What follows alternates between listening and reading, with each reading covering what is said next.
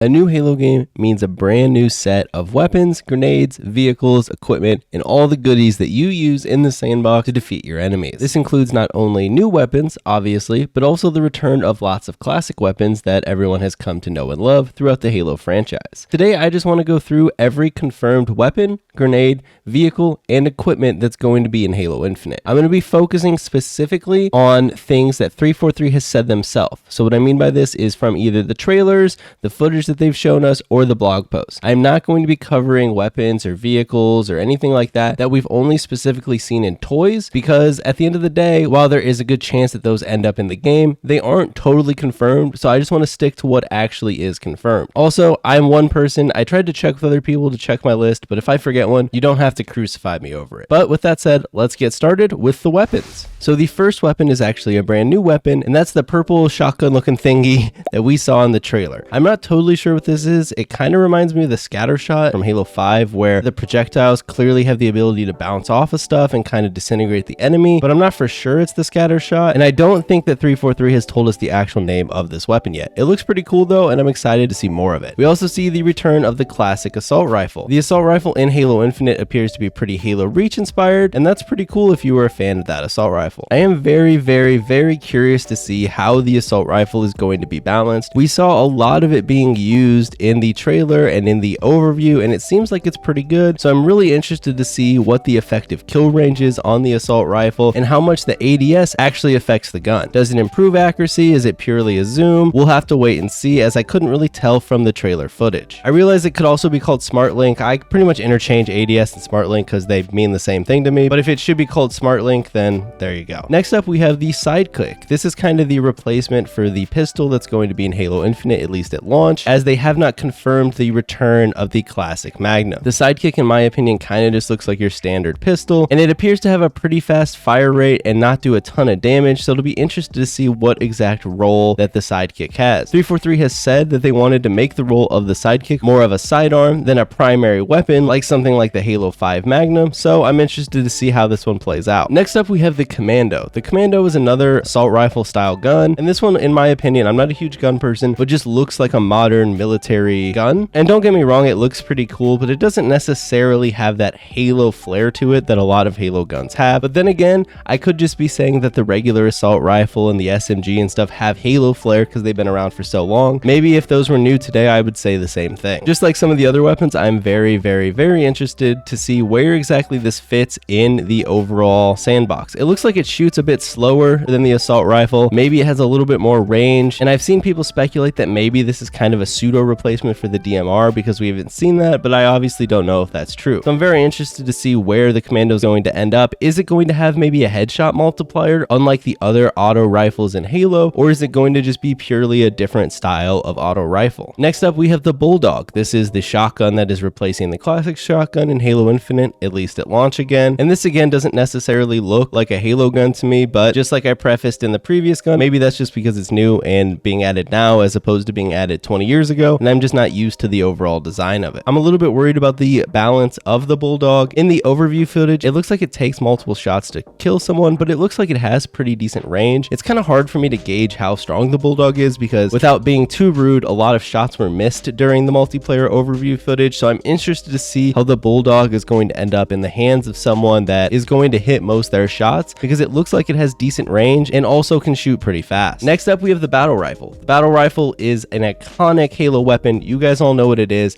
They've kind of gone back to more of the classic Battle Rifle design for Halo Infinite, and I love it. I think the sound of the Battle Rifle is a lot better in Halo Infinite than it is in something like Halo 4, which I couldn't stand the sound of, so I'm really excited to use the Battle Rifle in Halo Infinite. Next up is the Rocket Launcher. Not a whole ton here to say about the Rocket Launcher because it is kind of just the Rocket Launcher, but it does look like they went back to the classic Spanker, or however you pronounce that word, I don't know why it always confuses me, design, as opposed to the Halo 5 Pylum design.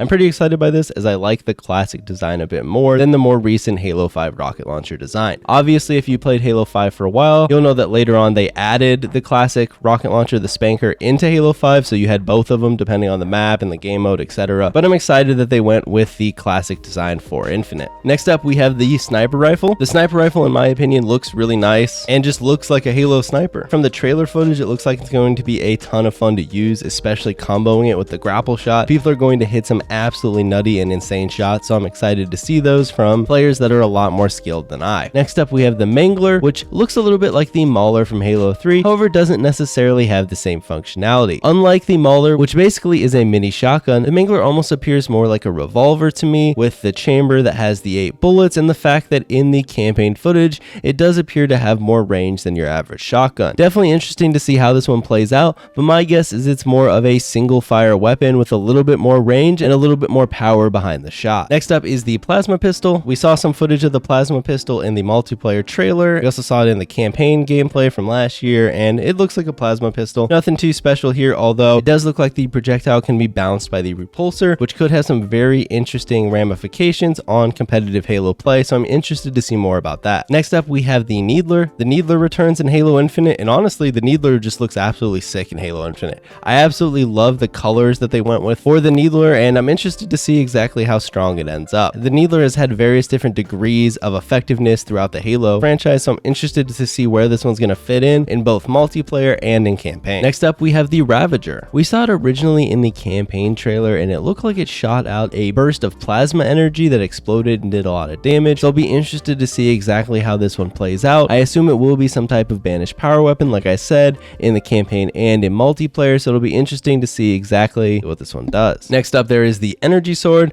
The Energy Sword looks like it works like the Energy Sword does in Halo, and it's going to be a ton of fun. There's that clip where the Energy Sword gets bounced off of the weapon pad by a grenade, grabbed out of the air, and then he slices him, and I can't wait to do stuff like that. It's going to be a ton of fun. I think similar to the next weapon, the Gravity Hammer, both the Energy Sword and the Gravity Hammer are going to be a lot of fun to use in conjunction with the grapple shot. Like I mentioned there, the next weapon is the Gravity Hammer. The Gravity Hammer looks pretty cool. I will say in the multiplayer trailer, it looks like it lacked a little bit of the oomph, but when we saw it in the multiplayer overview, it looked like more of it was there, so I don't know if that was just an editing thing, but I'm definitely interested to see more of the Gravity Hammer, as that's a weapon that's been around in Halo for a while, and it's a lot of fun because of the differences that the Gravity Hammer has. Sure, it's a melee-based weapon, but it has those gravity features that other weapons don't really have. One thing to note here, though, is that when he was hitting people with the Gravity Hammer, it didn't seem to have the same gravitational push maybe as it did in previous iterations, but again, we'll just kind of have to wait and see on that one. We also are getting a new banished weapon in the Pulse Carbine. The Pulse Carbine is a burst fire rifle that shoots balls of plasma in 3-round bursts. I'm really interested to see how this one plays out. We've seen it both in the campaign footage and the multiplayer stuff a little bit, and it looks interesting. I'm really curious how this one's going to play out. Obviously, it's burst fire,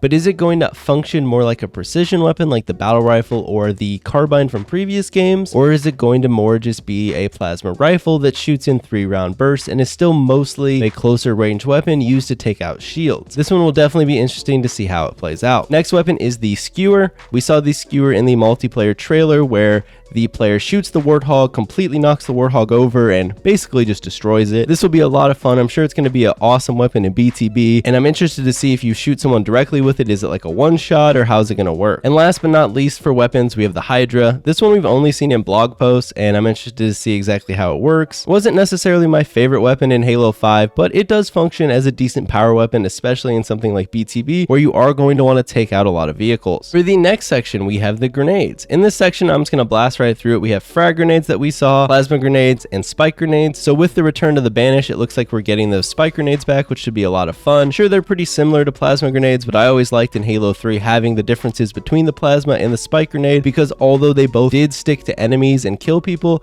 they functioned a little bit differently in how they did that. So it'll be exciting to see the differences in Halo Infinite. The next section is going to be the vehicles. First up, we have the Ghost. The Ghost returns in Halo Infinite. Looks like it's going to be a lot of fun, along with the Banshee as another banished vehicle. We also have the Warthog, which now features the ability to shoot off specific parts of the Warthog and have those affect the way it drives, like the wheels. It can also now start on fire and then eventually blow up, giving the player some type of choice there. Do they want to jump out of the Warthog? Do they want to stick it out and fight as long as they can? Next up, we have the Wasp. This is a flying vehicle, and honestly, in Halo 5, the default variant kind of underwhelmed me a bit. In my opinion, it's kind of just like a weaker air vehicle that the UNSC has, but I did feel it was always outclassed by something like like the Banshee. And in the multiplayer trailer, we saw someone get grapple shotted in the Wasp and then jacked. So I'll be very interested to see how the grapple shot not only changes the balance and design around regular vehicles, but especially air vehicles, as now you're going to be able to actually get up to them and jack them, where in previous games that just was not possible unless you had a gravity lift or some type of man cannon or you did some kind of crazy play. So it wasn't very common. Whereas in Halo Infinite, if you have the grapple shot, it looks like you're probably just going to be able to do it on command. So I'll be interested to see if this kind of nerfs air vehicles a ton. Next up, we have the Scorpion. Scorpion looks pretty cool. I mean, at the end of the day, it's the big UNSC tank and it looks fun. We also saw the Wraith. This is the counterpart to the Scorpion. This is the Banished or Covenant version, and we've had this in Halo since the very beginning, so you guys all know what it is. It looks pretty fun. We also saw in the multiplayer trailer the return of the Rocket Hog, which is a lot of fun as it's just another Warthog, but it has a little bit different features because instead of having a regular turret on the back, you have a rocket launcher, which kind of changes up play. We also saw the new vehicle, the Razorback, which is a heavily armored Warthog that forgoes the turret on the back for more armor and more storage for extra players in the back. They did also mention that there's a little storage area on the back that you can carry things like objectives, turrets, power weapons, etc. So I think this is going to be a lot of fun to use. I'll be really interested to see how the feature that allows us to carry things in the back will actually turn out. Will that be a big deal in multiplayer, or will that mostly be something that players utilize in campaign? Next up, we have the Chopper. The Chopper hasn't been in the Halo franchise since Halo 3 and is the Banished single-person vehicle. It's kind of their counterpart to the Ghost, but in my opinion, a lot stronger, especially if it functions a lot like Halo 3's, where it kind of had those explosive shots that could really take out a vehicle pretty easily if you were able to catch them off guard, especially a lighter vehicle like a Warthog, as you could just flip them over with the shot. I hope it handles and acts pretty similarly to the Halo 3 Chopper, because if we're being honest, the Halo 3 Chopper was a lot of fun. Next up, we have the Mongoose. The Mongoose is a Halo classic. The Mongoose has been a Halo classic since Halo 3, and it's just a little two-person transport vehicle, nothing too special to it. We also saw a little clip of the Gun Goose. The Gun Goose is just a mongoose with guns on the front, and it's pretty fun. Equipment is probably where I have the most questions, as they've only given us some details in regards to how they're going to be used. Are they single use, kind of like the Halo 3 equipment, or are they more like limited time use where you have a certain amount of charges? If so, how many charges does each of these equipments have, etc. But the first one that I'm going to talk about is the Repulsor Shield. This looks like it's an equipment that you can activate to repulse an enemy projectile. I don't necessarily know what the extent of that will be, but in the multiplayer trailer, we saw it repulse a plasma pistol. It'll be interesting to see if it'll be able to repulse any projectile or just certain specific ones. It also looks like if you use it correctly, you can use it to kind of boost yourself up for sort of a pseudo rocket jump, so that'll be pretty sweet for movement tech. Next, we saw the Sensor Dart. The Sensor Dart is equipment that you can throw into an area.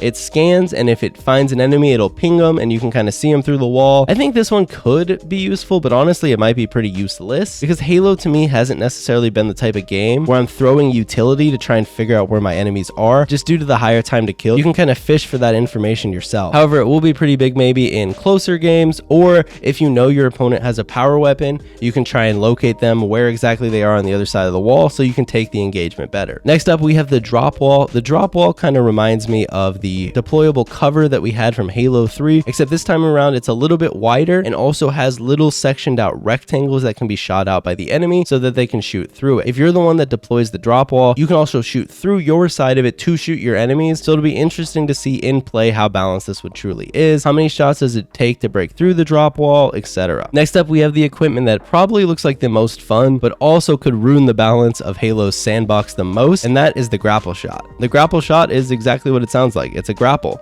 It's going to allow you to grapple to things, grapple to vehicles, grapple power weapons and bring them to you, grapple fusion coils and bring them to you. So there's going to be a ton of possibilities with the grapple shot. Overall, I think this one's going to be a lot of fun, but I do worry about some of the balance concerns with this one. We talked about it a little bit earlier, but this is going to change vehicle balance a lot. It's also going to make players have the ability to kind of slingshot around the map at times. And this one, without seeing more footage and playing myself, it's hard to determine exactly how balanced it's going to be. And lastly, if you remember back in the original campaign trailer, there was a little shock equipment. So I don't know the name of this one. I don't know necessarily how exactly it functions, whether it's more of a power drain or if it's just like something that sits on the ground that does damage over time. But I thought I would bring it up since we did see it in that older trailer. Anyways, guys, that's going to do it for all of the weapons, grenades, vehicles, and equipment that have been confirmed so far in Halo Infinite. Follow me over on Twitch, Twitter, and Instagram, and I'll see you all next time.